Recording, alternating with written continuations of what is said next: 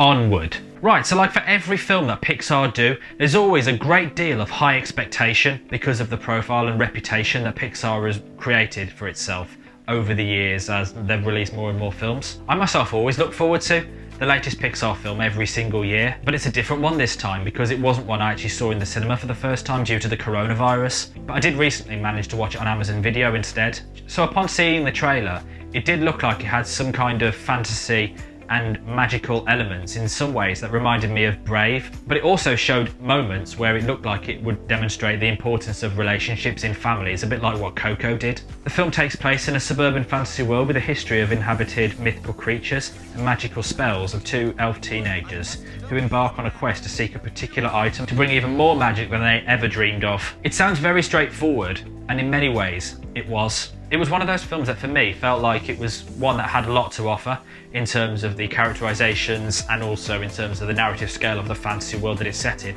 But I just feel that for me it just fell short and I felt a little bit underwhelmed, and it's been a long time since I felt like that with a Pixar film. So as we all know, Pixar have a bit of a habit of pushing people's buttons in terms of emotions and drama. We all know Toy Story 3, we all know Up, we all know Finding Nemo, we all know Coco, we all know Inside Out.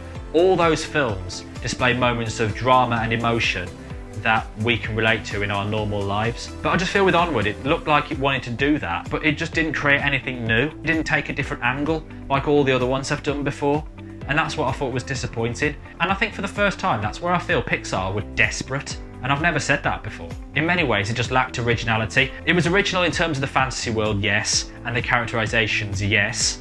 But I just feel with the meanings and the message, it just didn't really feel that original, and it wasn't something that we hadn't already seen before. Meanwhile, I will say that the film's voice cast actually did a very good job. I loved the character of Barley Lightfoot, who was voiced by Chris Pratt, who of course we all know played Star-Lord in the MCU and Owen in the Jurassic Park reboots. I feel that with Barley, it expressed Chris Pratt's geeky side, and you can just hear that from his voice, especially as the Barley character wanted his wish to go on a magical quest to come true. Meanwhile, the younger brother, Ian, is voiced by Tom Holland, who of course we know is Spider-Man, aka Peter Parker, in the MCU films. So yeah, you've got Star-Lord and Spider-Man as brothers. I feel as though Holland was typecast for Ian due to his role as Peter Parker / Spider-Man. But regardless, Ian is another decent protagonist. So other cast members included Julia Louis-Dreyfus, Oscar winner Octavia Spencer, and of course John Ratzenberger, who has appeared in literally every single Pixar film.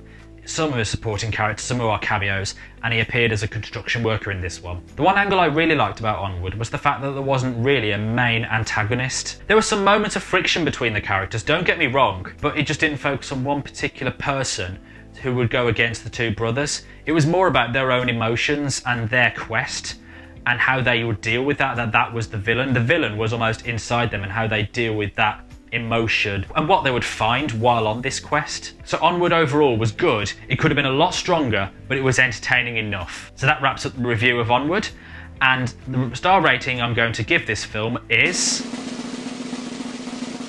3. It was one of those films that had a lot of potential, had a lot to offer in terms of scale, in terms of narrative, in terms of characterizations, but actually ended up being something that we haven't really not seen before already. I think it should be a little wake-up call. They need to elaborate more on different things, and that's what I think the problem with it was. I just didn't feel any other connection to it. Without spoiling anything, other people might think it's a lot more personal to them than it was to me. So I hope you enjoyed the video, and if you liked what you see and you want to see more, click right here to see more.